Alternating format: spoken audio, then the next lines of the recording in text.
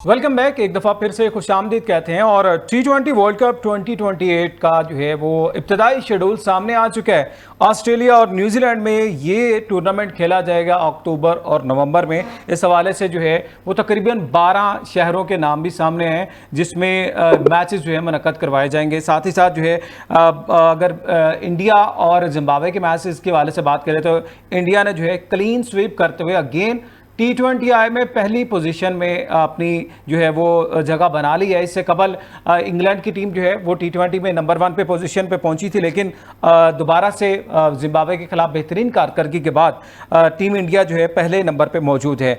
पाकिस्तान और West Indies के दरमियान टेस्ट मैच भी जारी है, इसके ऊपर ही बात करेंगे। और साथ हमारे जवाद खान स्पोर्ट्स तजियाकार मौजूद हैं। जवाद साहब, जिस तरह हम ब्रेक में जाने से पहले बात कर रहे थे कि पाकिस्तान में डोमेस्टिक का जो स्ट्रक्चर है और स्पेशली ग्रास रूट लेवल पे जो टैलेंट है उसको भी आप नोट कर रहे हैं, देख भी रहे हैं। और बहुत से ऐसे प्लेयर हैं जो कि पाकिस्तान टीम तक नहीं पहुंच पाते और फिर किसी और कंट्री में जाके क्रिकेट खेलने की कोशिश करते हैं, उस टीम को जो है वो ज्वाइन करने की कोशिश करते हैं। आपने बात की यूएई में भी इसी तरह से पाकिस्तानी डेफिनेटली बहुत से प्लेयर हैं जो यहाँ पे चांस नहीं मिलते। और इसकी बड़ी एग्जांपल जो कि सबको पता है कि उस्मान खान पाकिस्तान से खेलने से कबल यूएई में खेले और उसके बाद उन्होंने वहाँ से विड्रॉ करके दोबारा से पाकिस्तान की जो है वो टीम को ज्वाइन कर और T20 में वो खेल भी रहे हैं। तो ये कितना समझ लें कि यूएई में पाकिस्तानी प्लेयर्स का एक रुझान है और किस अंदाज से जो है वहाँ पे अपॉर्चुनिटीज़ है, मौके हैं, और किस तरह से देखते हैं पाकिस्तानी टैलेंट को? जी बिल्कुल।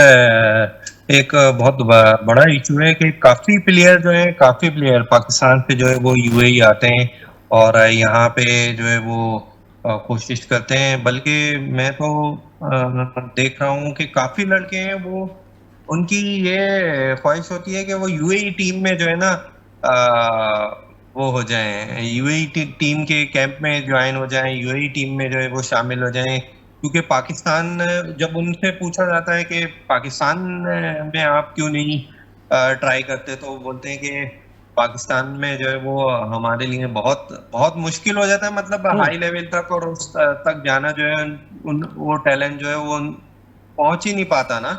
बिल्कुल सही है। यानी कि जो है वो, हाँ, जब तक के आपके अच्छे ताल्लुकात नहीं हो, जब तक के आपके मतलब कोई जानने वाला नहीं हो, तो वो जो बिल्कुल नीचे लेवल के जो प्लेयर्स हैं वो बेचारे ऊपर तक जा ही नहीं सकते। तो वो क्या करते हैं कि वो फिर वहां से जो है वो मायूस हो जाते हैं पाकिस्तान से, तो फिर वो यहाँ आके ट्राई करते हैं। मैंने काफी जो टैलेंटेड बॉलर और बैट्समैन देखे हैं जो कि वो यहाँ पे आके 2-2 साल, अच्छा यहाँ पे उनके लिए जो है वो एक क्राइटेरिया है कि एटलीस्ट उन्हें 3 साल तक जो है वो यूएई में रहना जरूरी होता है ना। ओके।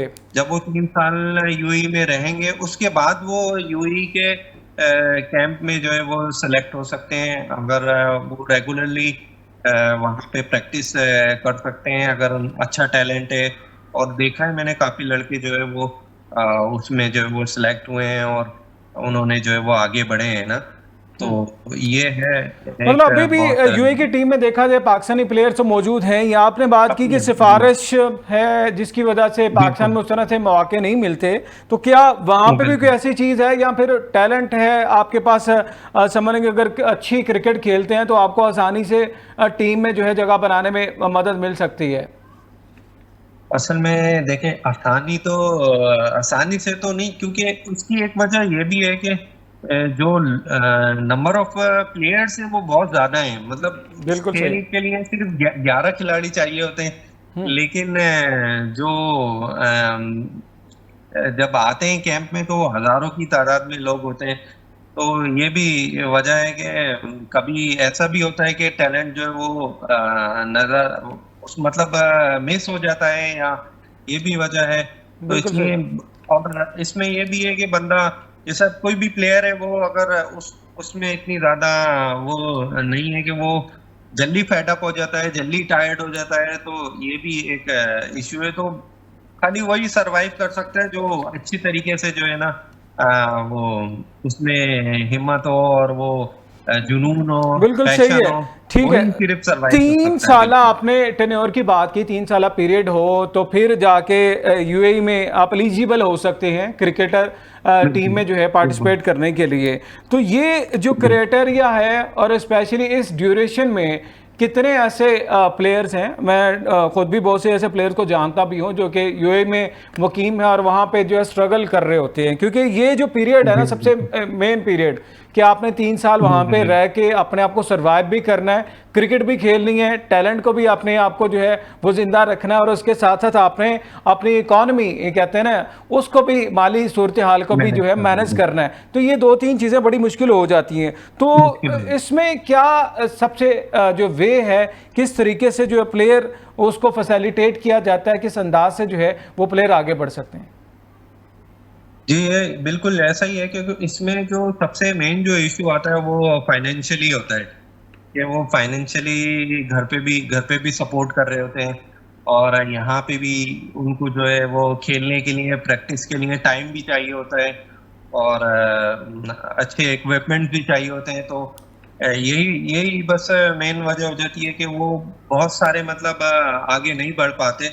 लेकिन यहाँ पे मतलब ऐसा नहीं है, अगर कंटिन्यूअस बंदा एफर्ट कर रहा है और टैलेंट उसमें है और वो कोशिशें करता है, ज़्यादा से ज़्यादा क्रिकेट खेलता है, तो फिर उसको चांस मिलता है। वो जाके अक्सर ही जो है यहाँ पे होता है कि दूसरी इंटरनेशनल टीम्स आई हुई होती हैं, ईसीबी में भी आई हुई होती हैं, जो एमिरेट्स क्रिकेट बोर्ड है।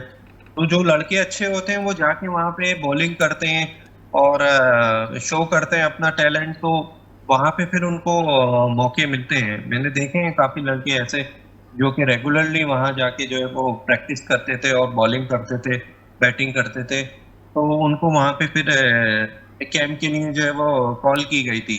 हम्म। लेकिन कुछ के साथ अनफॉर्चुनेटली कुछ प्रॉब्लम्स हुई, क्योंकि रिसेंटली यहाँ पे एक जो मेजर इशू मैं आपको बताऊं, यहाँ पे जो वीज़ो, पाकिस्तानी वीज़ो का एक काफी बड़ा मसला चल रहा है ना, बिल्कुल सही है। इसकी वजह से जो है वो, हाँ, काफी जो है वो प्लेयर्स जो है वो अभी वापस भी जा चुके जवाब हैं। साहब, ये तो रिसेंट पास्ट में ये चीजें हुई हैं वीजा इश्यूज वाली, तो इससे पहले भी ये सारी चीजें इसी तरह थी, या इसके बाद अब ये थोड़ा प्रॉब्लम ज्यादा हुआ है और प्लेयर वही कहते हैं कम हो गए हैं, मतलब रुझान थोड़ा कम हुआ?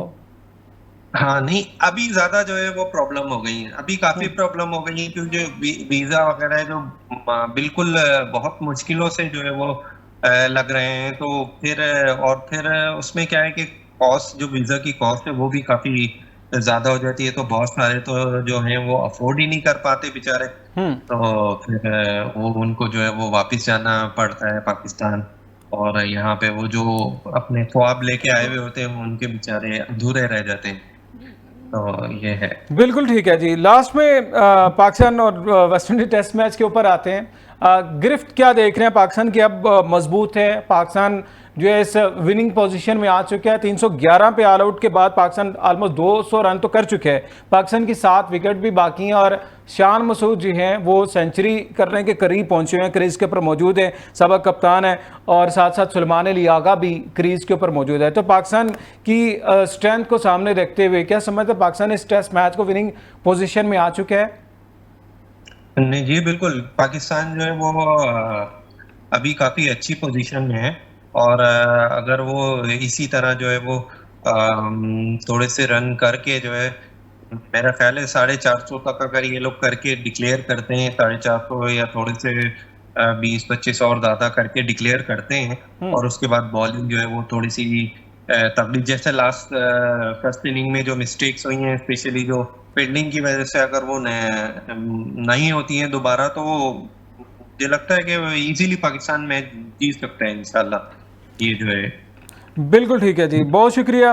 जवाद खान साहब हमारे साथ मौजूद थे, और डेफिनेटली पाकिस्तान और वेस्ट इंडीज़ के दरमियान जो है पहला टेस्ट मैच जारी है, और पाकिस्तान की जो पोजीशन जो है अब पाकिस्तान डोमिनेट करता हुआ दिखाई दे रहा है। 199 रन, 3 खिलाड़ी आउट हैं, और साथ साथ सबक कप्तान शान मसूद जो है क्रीज के ऊपर 88 रन के साथ मौजूद है, सुलेमान अली आगा मौजूद है, और पाकिस्तान के पास एक मौका, एक चांस है कि बड़ा टोटल सेट करे, और उसके बाद जो है वेस्ट इंडीज़ की टीम को जो है वो बैटिंग जब आती है तो कम से कम रन्स पे आउट करने के बाद पाकिस्तान इस टेस्ट मैच को जो है विनिंग ट्रैक पे ला सकता है। और बाबर आजम के लिए भी एक बड़ा ज़बरदस्त जो है एक मौका होगा, अपॉर्चुनिटी होगी कि कम बैक कर सके पाकिस्तान, जो कि एक रेड बॉल क्रिकेट में लैग कर रहा था काफ़ी लंबे अरसे से। पाकिस्तान विनिंग पोजीशन में नहीं था। अब पाकिस्तान जो है क्योंकि आगाज़ है, दोबारा से कैप्टनसी मिली है पाक और मेच्योरिटी भी नज़र आ रही है, जो कि उन्होंने कहा था अपने एक पॉडकास्ट में कि आप मेच्योर भी हो चुके हैं।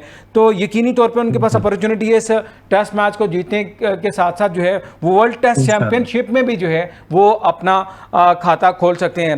जवाद साहब, बहुत शुक्रिया आपका प्रोग्राम में ज्वाइन करने के लिए, और इस उम्मीद के साथ कि जी पाकिस्तान जो है वो पहले टेस्ट मैच में जो है बड़ा स्कोर करने में कामयाब हो और विनिंग के साथ जो है वो आगाज़ करे। और बाबर आजम की कैप्टनसी भी डेफिनेटली मैच्योरिटी नज़र आ रही है। सेकंड इनिंग्स जिस तरह हमने आगाज़ में बात की कि 33 इनिंग्स तो उनकी हो चुकी हैं without any century. Second innings में उम्मीद है कि बाबर आजम की सेंचुरी आए और वो एक लंबा जो इंतज़ार है सेंचुरी का वो भी ख़त्म करें। आज के प्रोग्राम से इतना ही, इजाज़त है, अल्लाह।